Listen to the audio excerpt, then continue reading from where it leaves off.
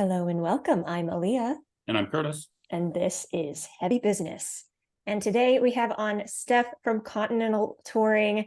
Steph, thanks so much for coming on the podcast. I've been wanting to talk to you for a long time, so this is exciting for me. All right, good to be here. Before we dive in, I know who you are, Curtis knows who you are, probably lots of industry people know who you are, but maybe some people in bands may not know who you are. So if you would be so kind, would you give us a brief summary of who you are and what you do in the realms of metal? Sure. I am a artist booking agent at Continental Touring. So it's an agency that we started, I would say, about 11 years ago, give or take. My partner is Maurizio, singer of Cataclysm. We started this together. We started this because when we originally started the agency in 1996, I believe, it didn't work because we didn't have experience back then. But we always wanted to be in that field.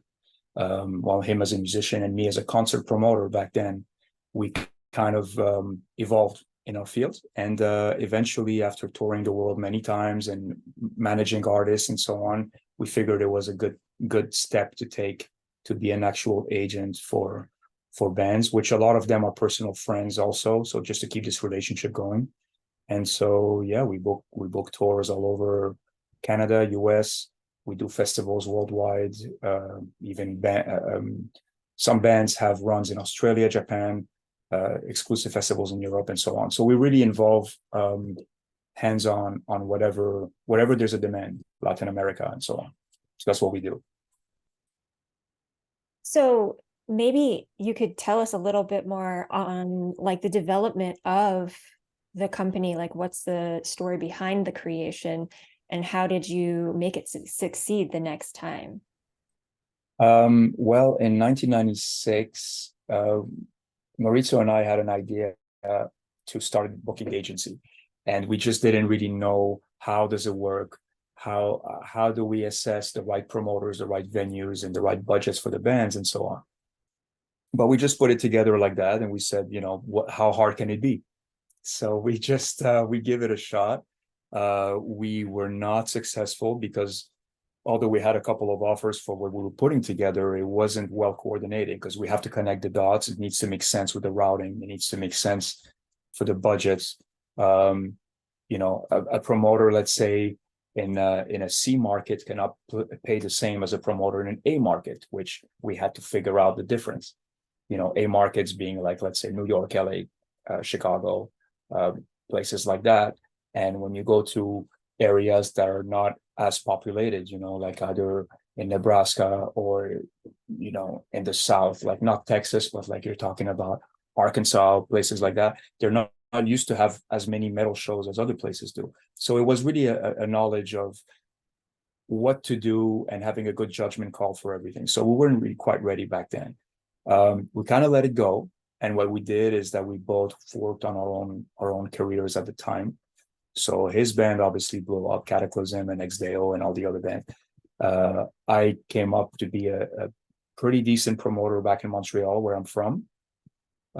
We started slow, and then next thing you know, a few years later, I was booking Cannibal and Cradle of Filth and Children of and all these bands. So that's how I really got in touch with the real production side of the business, artists and crew, what's going on backstage, what do they travel in, what's their logistics, and so on, even the border crossing back and forth. So this kind of stuff was very important to be very familiar with. And we did this for a couple of years. Then I started being a tour manager. I did the Pagan Fest, I did Septic Flesh, I did DSI a couple of times. So this is what brought me to see the other side of just being a promoter. So I was a guy coming to the shows and to talking to promoters and be like, okay, well, what do we do for catering? What do we do for a green room and all that? And, how are we getting paid mostly? So it was stuff like that. Yeah, after a while, I was tour managing in Europe, and Maurizio and I were sitting, I think it was backstage, Czech Republic, something like that. And it was like, hey, maybe we should try again. So we tried. And as soon as we announced that we were starting an agency, about half the roster of another agent, I don't know if you remember John Finberg, Yes, I do. You do. A lot of people do. A lot of people would like not to, but a lot of bands just jumped on ship right away. And it was all friends, Hypocrisy and Marduk and all of these bands. And we got our kickstart that way because we had our own friends, our own contacts with bands that had, a good name anyways, even Suffocation and a lot of these bands. So they jump on board and we just developed them. And since then, the rest of history, some bands come, some bands go, just like every agency. And we just keep on moving forward and just book as much as we can. And now you're booking basically every show that I go to. Like all the tours I go to pretty much are Continental Oh, touring. okay. Oh, good Like, to hear. yeah. Good to hear. Yeah, I mean like let's see. I think I went to like four. Like I don't go to shows that often because I'm a homebody, I will say. Okay. But yeah, I went to that Flesh God tour was insane lineup. And the Elevati tour was also an insane lineup. Moonspell was a great lineup. My band opened for the local date for that one, luckily. Yeah. And so it was just like, yeah, so many great tour packages. So that's the next question I want to ask you is what is this kind of science behind building a diverse and yet cohesive and appealing tour package that will draw people? Well, it's a combination of many things. I don't think that one package is the same as the next. I think that it's important to have a vision so we at least know, what band would complement each other. You can't have a package with, let's say, all tech death bands, and then you stick a black metal band in there, and it's going to stick out like a sore thumb, and the other way around as well. But some other things, like let's say black metal and death metal, traditional death metal, will go well together. Power metal and prog will go well together, and so on. And some genres of thrash, take like a band like Destruction, for example, will go well with a band even like Marduk, or uh, um, even with death metal bands, or even with. I mean, there's different ways how to approach it. I guess you just got to look at the poster, and you're like, yeah, I see these fans liking this band. I see these fans paying the full ticket price, not just for the one band they want to see, but for the whole package. And that doesn't happen all the time. So we try to be good at that. And if ever there's like a hesitation where we're going to be like, we don't want to put just fill in bands, and we don't want to put bands that are just picked out of a hat, we try to limit it. Instead of 4 or 5 band package, we say, hey, go out as a 2 band package. Like we did for Sacroptic and Decrepit Birth, for example. That was just a 2 band package, and it worked really well. Promoters are happy. They add local bands. They're going to help push the show, see ticket sales, promote it, and so on. So for that, I think this is a good thing. Other packages like the Flesh God Obscura tour that you were mentioning, it's a mix of like classical death metal, symphonic, with tech death. But then because there is like a concept behind each band and there's a lot of melody, I think that this is what brings them together. It doesn't mean it's the same thing, like Wolfheart, for example. It's even not the same type of band, but because they're also a melodic death metal band, it kind of links both of them because they're more basic, but they execute it extremely well.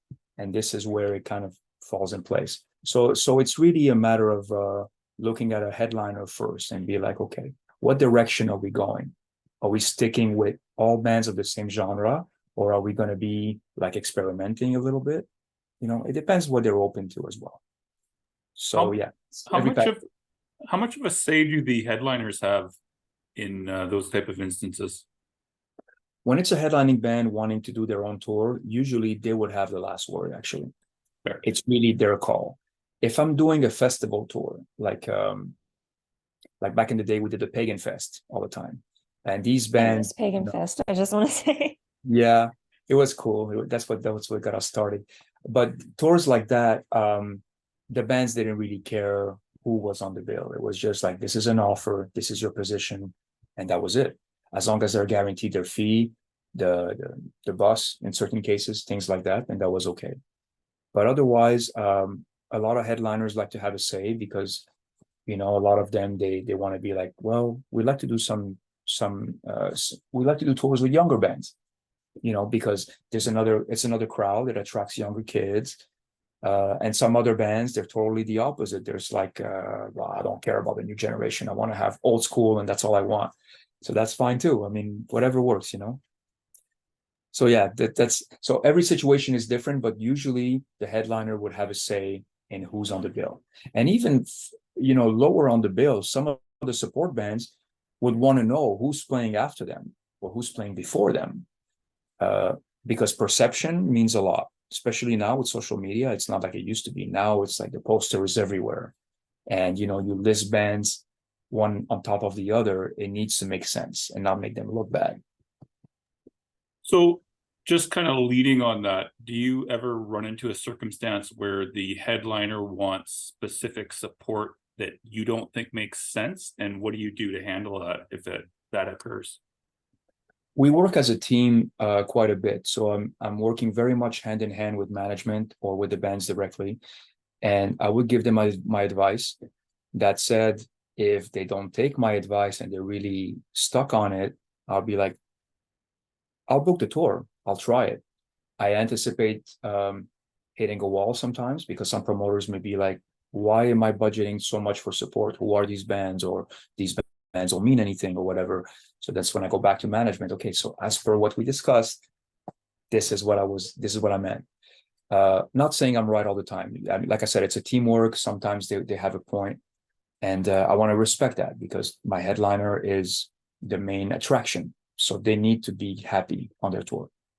So yeah, give, take, however you Cool. want to call it. Cool. Okay, cool. Yep. I couldn't unmute for a second, sorry. So talking about those younger bands that maybe they're not working with Continental or any booking agency yet. Let's talk about early on bands when they're like booking their own tours and their own shows still. What do you think that bands should be doing during those times to prepare for connecting with a company like Continental? So we get a lot of requests to get on the roster. A lot of those bands are like young or almost like garage bands, but can't blame anybody for trying. They're persistent, you know, they want their band to grow. The thing is, where we are right now with our roster, it's very difficult for us to say yes to everybody because then we would put our attention in misplaced areas, and then our established acts will be like, what's going on? You know, you don't have time for me, and so we don't do so much development per se. That said, if they figure out a team to develop them, like a management team, like a publicity team, this helps. When a band is signed to a label, it definitely helps as well because it pushes their product to be available across the nation and you know, make it available digitally and so on. So it's important for a band to have a plan and not just go like, hey, we're ready to go on tour. It's like, who are you? You know, so it's always the question. It's always a resale value. Doesn't matter if I like them. Maybe they send me a video link. I think it's great. I think it's the next best thing. But unless it's exploited properly, nobody's going to see it. So you need to have people in your corner, so per se, and people that are going to push it and be like, you know, this is what we're going to do. Let's say we're going to invest that much money either as a buy-on opportunity, or we're going to put ads in Decibel magazine, or we're going to do radio spots, or whatever it is. You know, some bands would do whatever it takes. They will buy on to get onto some of these big festivals in Europe, get visibility. I mean, whatever it is, there's always a way to do it. Some bands are luckier than others because they get discovered faster. Some bands will turn some heads. Some bands will build an audience from the underground, straight up, and that will work out for them. You know, I can think of a lot of bands that don't even have agents. They want to book it themselves, but they're always in demand. Like the headliners want them. You know, it's like, well, these guys are cool. They sound good, and they start making noise. And next thing you know, they're on the road like 10 months out of the year. So it's not giving up. It's not, the world is not going to come to anyone's feet. I mean, that's just how it is. They got to work hard and they got to push and push. And I get make connections. You know, it's not all about who you know, but it's a lot of it, I think, has to do with it. So people that know people at high places, sometimes it can help. Sometimes it's like, hey, why did you get these guys instead of us? And I can always debate that question. It comes up pretty often. There's always an answer for that. But yeah, it's just a matter of moving forward, really trying to push and to do things that are a bit outside the box a little bit. You know, some bands would say, no, we want to tour only with these kind of bands. It's like, until you have a position where you can pick and choose what you want to do, don't be so picky. You know, think business, think with your heart. It's our passion. It's everybody's passion in this business, but it's also a business in the sense, not necessarily money, but growth. You need to do what makes sense. You know, don't go knock at any door that you know is just going to hurt you in the end. I'm not so much of an advisor per se. I did some consulting a little bit, but not so much. But this is at first glance. That's what I would advise the bands. Just look for opportunities like that and keep going, keep submitting, keep playing local shows. Maybe you have the right person at the right place. It's going to see your show and going to talk to someone else. That person talked to someone else. The next thing you know, oh, you got a phone call. You got a reporter wanting an interview, you know. So it just happens like that. I'm kind of curious about something. There's a lot of bands that are on fairly well-known labels that can't seem to get a booking agent. Do you have any thoughts on why that might be? I've heard of several, to be honest. So just curious your thoughts on that. Well, I guess being signed doesn't mean that they were going to get tours or they're going to get on Of it. course. You know, it's not like a 2 + 2 = 4. In this case, it could be like you have all the right cards, but you don't get on an agency, either because the agency is too full, either because the agency has maybe 10 bands that sound like that. They don't need another one. Maybe because it's a band that can only tour 2 weeks out of the year. I don't know. Sometimes it happens, you know, and they need a lot of money to tour versus their worth. I mean, there could be so many things. Essentially, if a band is pretty open, pretty has a value and is not on an agency, it's just they haven't been discovered by the right person yet. And at some point, it's like love at first sight. The right agent is going to come along and be like, I want you guys because I believe in you and I know what you can do. And I can see you with this band. And already you start connecting the dots in your head. That's when you start making package ideas. And then the band gets a shot. So what stands out for you then? Like, let's say a newer band wants to get onto your guys' roster. What are the key things that you are going to be looking for in that circumstance? Like, I assume label is preferred, but like, what are the key things you're looking for? Besides the label, and that's only because they have marketing power, I think it's important, and the promoters know that.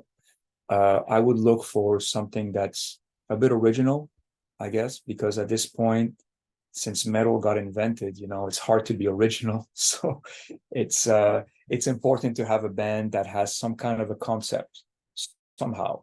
It's either you know, like those folk pagan bands where you know what to expect, and you have the costumes and you have the different instruments. You have that power metal bands. It's like I guess the voice is very important. It's got to be superior from the average. And you know, I love the fact that there is more and more diversity in bands nowadays. You know, whether it's cultural, whether it's you know, gender wise. I know that a lot of people are still very much into female fronted bands, for example. You know, Unleash the Archers is getting a huge amount of interest. And you got other bands that sing like a lot of guys can't do that, voices like that, but they pull it off. You know, this turns a lot of heads. So I think it doesn't mean that a band needs to have, let's say, a female to sing, but it's just an example, just to say that we look at things that would separate them from the mass, if that makes any sense. You know, if there's a guitar player that's like a shredder in a more traditional band, but he brings that element, we'll be like, hell yeah, that is important, because that will not only fit with a traditional genre, but it will fit with technical bands or progressive bands. So we're going to try to broaden our horizons like that. If, another example, what can I say? I guess it's a band that if a band really, really wants to push hard, they're really willing to put in the work, to invest if needed. You know, if ever they're going to get on a big tour, and I'm going to be like, well, look, the offer is $100 a show. That's what you can get. Yeah. I mean, they're not known, right? But $100 doesn't really get you anywhere. But I'm like, hey, you know what you got to do. If you believe in yourself, you can sell merch. You can invest out of your own money. This is your passion. This is your baby. If you want to do it, you do it. You know, you travel in a van and you do it. And a lot of bands have made way more money than whatever they were getting paid as a fee because they were exposed to so many people. If you have a headliner that attracts 1,000 people a night, you know, take the $100. If it's going to be your first tour, take it, make the best out of it. That would be my advice. So on the opposite end, sorry, Aaliyah, for hogging for a bit, but what are kind of like the red flags for you for bands for like not wanting to work with them? If there are topics of if there's topics that could be sensitive in nowadays society, because you know, let's face it, you can't say boo without anybody, you know, looking at you the wrong way. So it's totally separate from my own personal views, but on a business point of view, you got to think about this stuff because this is going to cause me to hit a wall a lot. So if a band is, you know, actively, let's say, either, you know, racist or sexist or whatever, or could have potentially affiliation with anything like that, then okay, we got to think twice. Now, this doesn't necessarily mean that it's a deal breaker if there's other things that we can work on. But in general, this is what people are going to look at the most right now. It wasn't the same 10 years ago, but it is right now. If a band cannot tour because they have jobs, they have high paying jobs, I understand that they can give me their avails. But if it's limited to just a few weeks out of the year, for example, and they got to work the whole year, then it's like there's nothing to do. Unless the band is worth like $5,000-$10,000 a show, I will be like not really interested to wait for the $200 a show if you can only tour, you know, a handful of dates. It makes sense. So that's some of the things that I would watch for. Yeah, if a band is, you know, you listen video after video or track after track and you realize that it's pretty stagnant, there's nothing sticking out. It's not bad, but it's not like I turn off my speaker and I'm not going to remember the melody, for example. I'm not going to remember the riffing. Then it's, for me, it's like, I don't know. I don't think I'll waste my time. It's not a good investment time wise, pretty much. Fair enough. Now, this came up a little while back. I'm going to bring it back and ask to go into the positives and negatives of tour buy-ons. What are your thoughts on that topic?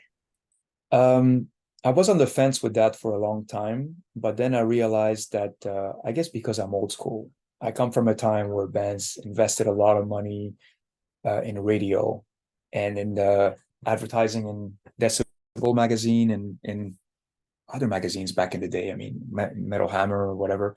There was a lot of bands that spent so much money, like thousands, just to be on the front page. Well, not on the front page, but I mean, the inside page, whatever, on the full page, I should say. And at the end of the day, it's like, this is the money that bands used to spend before. Plus, bands used to spend so much money in the studio. You know, now people can do anything at home with a computer. So considering what other bands have been through, I'm thinking, what's the smart way to really invest to make the band grow? Is to really have the band in people's faces to target their proper audience. And what better way to do it than to do it live? Because this is an extra aspect. You don't just see it, you don't just hear it, but it's actually, you're there in person. You can see, you can buy merch, you can talk to the musicians. You know, networking is very important nowadays, not just online, but in person too. So I think that's why the advantage of being a buy-on is to basically help the band. And you may buy on like 2 tours, 3 tours maybe, but eventually, you know, people are going to want to hire the band because they're worth something. So this will be my positive aspect of being a buy-on band. I don't think that every band should resolve in being a buy-on right away. I think that they need to try to make it the regular way and request a little bit of money if they can. But I'm saying that if they can't do that, not to throw the towel, but just instead to try to buy on a tour that could maybe be to their advantage. And there's many tours that have accepted buy-ons before. And it's like, instead of taking a band that's going to cost them, $200 or $500 even, or whatever, but that won't necessarily make a difference because the headliner alone brings most of the people. So that buy-on band has a choice to be part of that and benefit from that. So, yeah, positive, I would think. There are negative aspects as well. And the cons are that maybe some headliners would abuse of that. The headliners are not as big as one would think, but they use that power to be like, hey, we're going to take a buy-on. We'll take his money and her money, and, we'll build our tour like that. That's not really the way to go, because then you're just shooting yourself in the foot. And the buy-on band is not benefiting from that big crowd that they thought they were going to get, so this is a bit disappointing. I think they got to pick and choose their battles. But there are definitely pros and cons in being a buy-on band nowadays. And especially that, you don't find CDs in stores as often as we did back in the day. I mean, the live aspect is extremely important. So if there should be any investment at all, it should be on there. Just make the right decision. That's all. Yeah, as usual, it's like a little more nuanced than just a yes or no. Like, pay attention and make a smart decision. Yeah. Yeah. Quality versus quantity. And that's always my motto. I know when a band is small, they're young, wild and free, or whatever they call it. They can make all these decisions and they have time to make up for lost time or lost money. But that's when I go back to what I was saying before. They surround themselves by a good team, at least people that have been around, that have a bit of more influencing power.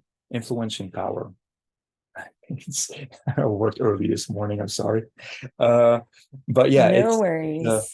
I have my own flubs all the time. So I think that's a good thing, because then they can make the right decision and see what's the right call for them. Which tour is the right call, and then put themselves out there and be like, hey, we're a buy-on band. We're ready to invest X amount of money, and they send that to agencies and record labels and managers. And like I said, the right place at the right time. Somebody will forward an email somewhere. Somebody will get back to them, and they're going to get results out of it. Just keep trying. Now, for a band that's maybe not ready to take that step to, being a full-time touring band, and they want to do their own like tour booking on their own. I know there are a lot of bands at this level that are booking their own tours. What do you think are like the biggest mistakes you see happening when bands book their own DIY tours? Well, it's I guess it would have to be the deals that they make. That will be the mistake. Because if they accept a deal that either doesn't pay enough or either doesn't follow the routing, for example. I've seen so many examples, even with with established agents, where they book a tour and it doesn't connect properly. You kind of have to go a zigzag, and then instead of going from one city to the other, which takes you 3 hours, you're going to go 8 hours down and then 9 hours back up to go right back where you started. So this is the part of the reason why we quit when we first started in the 90s. It was like, we can't do that. This is something important, because if they just say yes to everything and try to book their own tour, want to be out there and all that, they're going to get burnt. They're going to burn their money in gas. They're going to waste so much time on the road when they don't have to. And every day that's away from home, it's an extra day that, you got to spend money for food and hotels, and it's just expensive. So this is all part of the deal. It's like, if the deal is not right, unless they offer a lot of money and you want to go do it, then you do it. But otherwise, I would say stick within your realm of what you want to do.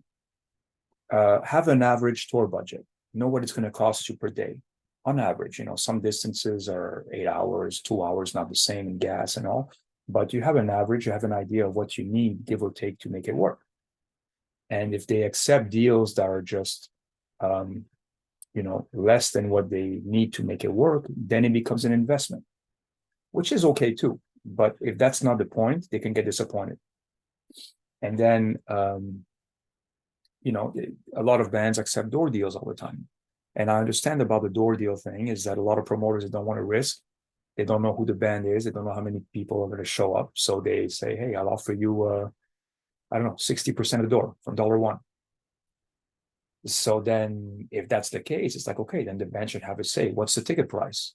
Don't give me a $2 ticket price. I need like a $10, $12 ticket price to make it worth it. So it's little things like that they need to bring up forward. Are they going to have a merchandise cut on those door deals? They're going to have to pay 20% to the venue? Well, that's not right, because they're risking everything. So, are they going to have food? I mean, all these things, they got to be aware of the whole picture. So when they get there, they're like, okay, this door deal was worth it, or this low guarantee was worth it. And if they don't, then that's a mistake. And then they regret it. A lot of bands actually can't even stand each other after a full tour because they make so many mistakes. They want to kill each other. And on top of it, if you have an old van and so, the AC goes or whatever, transmission, a lot of things can make a band disband. And that's why, at least if you can secure all the stops, then you're in a better shape already. Then you can kind of live with each other and be like, okay, let's do this. It's working.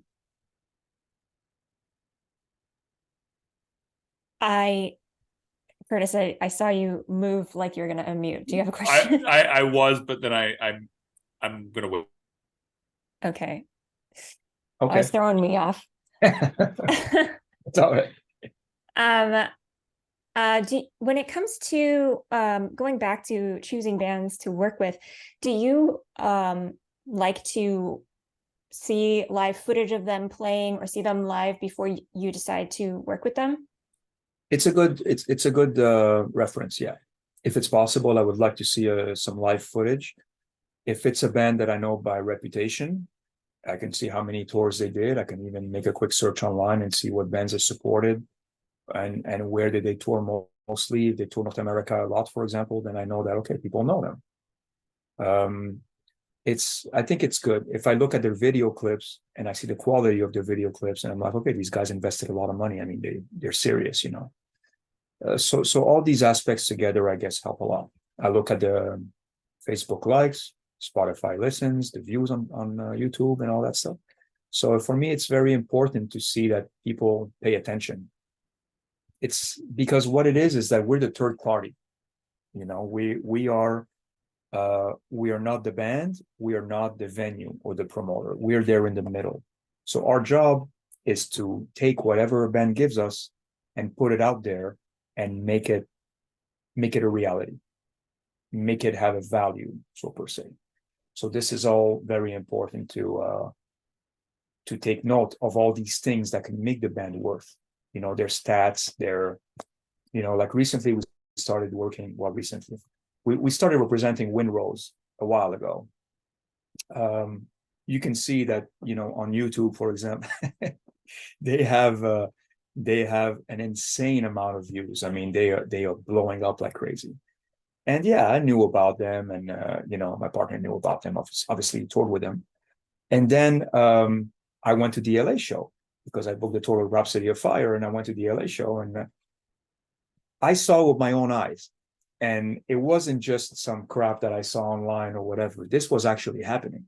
Like a whole crowd jumping up and down and chanting all the lyrics and stuff like that. And I was like, it's real. It's happening. It was crazy. I was at the Juliet show. It was the same way. The energy is crazy. Yeah, it is. So that's just an example that when I see what a band looks like online, it's a very good indication of what to expect. These guys, it was kind of left field. I didn't expect that it would exceed by so much, but it did. And right away, we're thinking about these guys. We're like, oh, we're gonna submit them to this band and that band and that band. And we had demands from the agencies. But before that tour was over, the Rhapsody of Fire tour, it was just like, you know what? We can do our own headliner. We don't need anybody. That's just how it was. And it wasn't really just my decision. It was just a unanimous thing that when a band is growing to a certain level, then, you know, you make the right decision for them. You don't just put them anywhere just for the sake of, you know, filling a space. You look after their best interest and try to make good decisions for them. So that's what we decided to do. So for many, many bands like that, that's how it turned out. Many bands that I think of were wanting to support in the new year in 2023. And they're like, no, we're not going to go out until we support and all that. And a lot of bands wait for an opportunity to support. They wait for that headliner that's going to be like, yeah, we'll take these guys. You know, but then Are you talking about direct support versus being like a smaller opener? like a direct support versus headlining, for example, the two scenarios, right, to tour. And then when a band just wants to support and then the offer never comes, then what do? Do you wait? You stay at home? No problem. If you don't want to go back out, stay home. You write new music, whatever you want to do. But then some bands that say, you know what? We have so much demand online. Okay, put your money where your mouth is. And they go out headlining and they break their own record. And that's when they're like, I'm so glad I went out headlining, you know, because their logo is like this and they sell so much merchandise. There's no restrictions and they approve on the support bands and all that stuff. Whole different perspective. So I think I maybe go further from the question that you asked, but that's okay. That's okay. I think that's interesting to like bring up because it's not just an ego thing, right? Like headlining is a risk that bands take. Yeah. You know, so it's like you have to assess that risk and make sure it's the right decision. Yeah. Oh, totally. When a headliner headlines and the tour doesn't do good, everybody points at the headliner. The promoter will be like, oh, when this band comes back, we're gonna have to talk about the money because, you know, I lost money and all that. The support bands are gonna be like, yeah, you know, it wasn't so great with these guys. And so a lot of people are watching more than before because now you can't hide anything. Anything is on social media, everything. People just go with their phones and post it on YouTube and you can't hide. You know, you can say, oh yeah, that show was packed. It's like, no, it wasn't. It was a row of 10 people in the front. So you can always play that game, but so these decisions are more important now than they ever were. And yeah, they have that pressure. So a lot of bands, what they want to do now is do a co-headlining. So co-headlining still makes them look good. They're at the top of the poster, but they're kind of sharing the risk and they're sharing the fame at the same time. So that's a little bit what happened with Flesh God and Obscura, going back to that tour. Even though Flesh God closed every night, it was a co-headlining because it was just what both bands wanted to do and it worked out fine, you know. And we did many tours like that. When a band wants to support only, it's their comfort zone because a lot of bands are better served as support than as a headlining because they could choose to headline, then nobody comes to the shows. But when they play supporting other bands, all you know the crowd is going crazy for them and buying a hell lot of merch.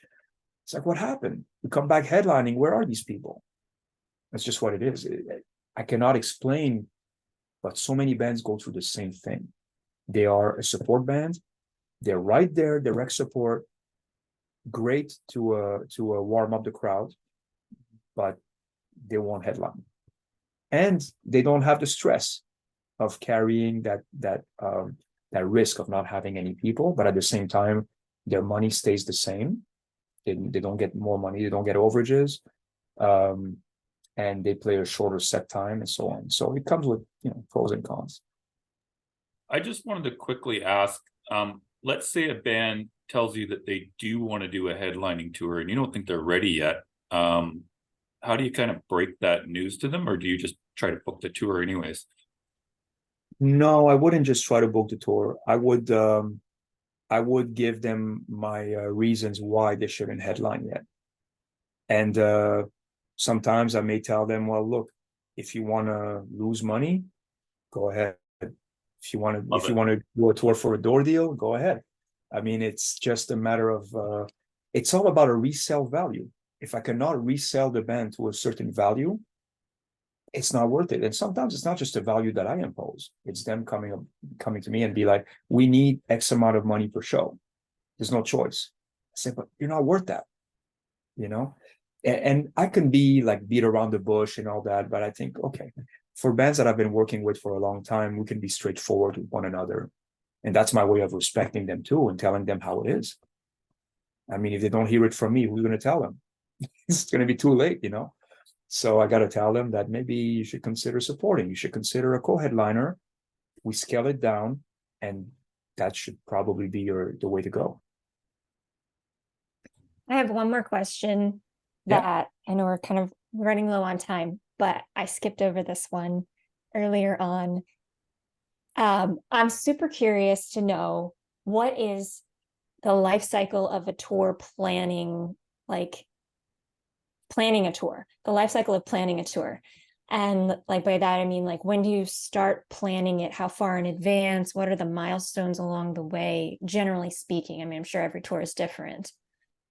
Yeah, but it's generally the same formula. When we're talking about a headlining band that wants to go on tour to support a new album, for example, then that band would tell me, we're looking to go out in North America around that time.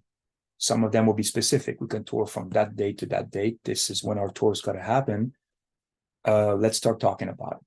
Like, okay, we talk about ideas. Do they have any wish list for supports? Do they have an idea? They want to travel in a bus, in a van. What's their financial needs? How much crew do they want? Because then I start thinking, that's my management hat starts kicking in, and I'm like, okay, are you going to share crew? Are you going to lower your costs, right? Because that's the only way you can afford and you can get that money that you want. So we talk about preliminary details like that. Once we approve on a let's say a routing, so I will send them a tentative routing. What I would be like, we're going to start the tour usually closer to their home, so they don't have to travel to the tour. That's usually the support bands that do that. The headlining band's got to be close to home. So if there's a band, let's say from LA, I would sometimes start the tour in San Francisco and go all around, end up in LA, or I would start in San Diego and end up in LA. I mean, whichever, as an example, right? So once they approve that, I'm like, okay, cool. Now let's present that routing to support bands. So I'm going to email some agents, some managers, and I'm going to be like, this band is looking to headline at that time. Do you have ideas? Do you have anybody you'd like to submit? So I put together a list. And after about a week, I go back to the headlining bands or the manager. And I'm like, these are all the bands that sent in their submissions for this tour. So you have a list of, I don't know, 20 bands, 30 bands or something. We're going to do a 4-band package. So make your pick if anybody's interested in there. If there's none, then we target the bands that we want, even if sometimes we have to pay more, but we're going to go get them personally. And once we do, then we send offers. They accept the offers, accept the money. We have a package. Then I go to the promoters and I'm like, okay, well, New York, I need a hold from this date to this date because this band is coming around that time. And I keep on going down, okay, Baltimore, whatever, I keep going. And I need to get holds everywhere because if there's a venue that's not available, I need to be prepared. What's my plan B, my plan C? So I can go to another room, or let's say in LA, it doesn't work. So I'm going to go to Anaheim or Santa Ana. New York doesn't work. I'm going to go to Brooklyn or, stuff like that. So once I'm prepared and I have backup holds everywhere, then I'm going to be like, okay, this is the package. This is the parameters. I need offers. So parameters includes what ticket price do we want? What's the support budget? All these support bands combined, how much do they cost us, the headlining band? This is what we need just for them. Hospitality, how much we need for catering? How many local bands do we allow? Do we want a stage hands? Do we want, things like that? So promoters look at that and they can base their offers on that. And then everybody sends their offers. Some of them, they send it the same day. Some of them I have to run after for weeks. That's just the nature of the business. But it gets together eventually. And then I come up to the band and I'm like, okay, I met your average. This is what you wanted. And now we're ready to, I guess, do the poster and confirm dates and announce. If that makes any sense. That's more or less the timeline of how we get to put a tour, live, and then we go on sale whenever the band wants to, and hope for the best. How far in advance does that process start? I would say that if you announce a tour less than 2 months, it starts to get really, really tight. Promoters usually don't like that. I think it's still doable because, like it or not, a lot of people, in this business, in this country, I would say in general, have low attention span. So if you bring something that's way too much in advance, they're going to forget. So it's okay. They got 10 other shows to go to. It's okay if our tour is not announced 6 months in advance. No big deal. But in Europe, for example, if a tour is not announced 5-6 months in advance, they're going to look at you weird. They're going to be like, what are you doing? But now things are changing even a bit over there. It's not exactly the same thing. But a European band sometimes is going to, contact me and be like, dude, when do we announce our tour? It's like, don't worry about it. It's all good. We got it under control. So this is the right timeline, I think. Anywhere between 2 months to 4 months, I would say, is good. You can announce it ahead of time if you want to. I don't know if it's going to help with ticket sales so much because people have so much money to spend elsewhere before getting a ticket for that show at the end of the year. But it happens. It better be in advance than too late, though. I'll tell you that. You have another 2 to 3 minutes. I have one final question if you got time. Yeah, of course. Cool. How far in advance, though, does the actual planning itself start? And two, what do you do if you find out there's like a competing band doing pretty much similar routing at the same time? Because that does happen sometimes. Oh, it happened a lot. Yeah. Yeah. So what happens? Because I've seen that so many times. There's like two major deathcore bands on at the same time, or death metal bands, or whatever. And I'm like, oh my God, that sucks for those bands. But like, what do you do in that case? Well, there's not much that you can do. If the show is already announced in the same city on the same date, I mean, what can you do? Sometimes, if you're lucky enough, you can combine. That can work. You take a bit of a hit on the fee, but at least you're not competing against each other. Or what you do is you look for an alternative market. Let's say if we plan one show, as an example, we plan one show between Chicago and Toronto. We can stop in Detroit. We can stop in Cleveland. We can stop in many places. So if one tour is playing a certain city, well, we're going to choose to play the other one, because if not, both shows are going to get killed. They're going to lose. So we try to do something like that if we have the time to do it. If both tours are announced, usually what happens is that, let's say I would announce a tour, but then you have a monster of a tour that's announced after me. Yep. And they play the same city. Then it's like, too late, we're booked. So let's make the best out of it. Let's maybe make it an early show. Let's make it a late show, something like that. We're going to try to maneuver it so that nobody completely loses out. So that's for that. That's a case per case thing, but we have to deal with it. It's a reality. As far as how much time in advance that we need to plan a tour, I would say if we start talking about a tour, let's say 5 months ahead of time, it's a good time. Not more than that, because by the time we get the logistics together, we start getting the holds together, the budget, time is running out, and we need to get moving with the holds and the offers. Before we announce, it's a whole process where I got to negotiate offers. Like, no, this is not enough. This is, this date is not available. How about if we switch this city with this city, and so on? We do all this stuff. So at least give us a bit of time to do it, and then we can move forward. So 5 months, I would say. Sometimes 6 to 7 months if it requires a visa for a European band, because if they don't have the visa on time, there's no tour. So that too comes into question sometimes. This sounds like a logistical nightmare. I don't know how you do it, but my hat's off to you. I do Yeah. I wouldn't want to do it. I'm sorry.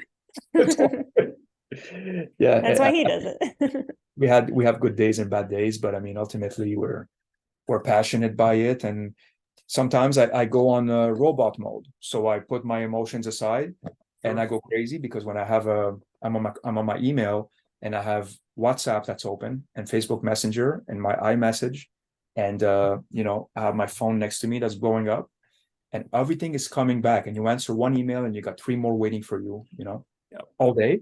So yeah, sometimes you want to, I don't know, you want to kill somebody, but you kind of take a breath, move on, and be like, I can only do one thing at a time. What am I going to do? You just move forward that way. Yep. Yep. Well, this has been super educational, very Mhm. fun conversation. Thank you so much again for coming on the podcast. Welcome. Thank you. Thank you, guys. Absolutely. And everyone listening, thank you for listening. And until next time, make like a bull and throw those horns up.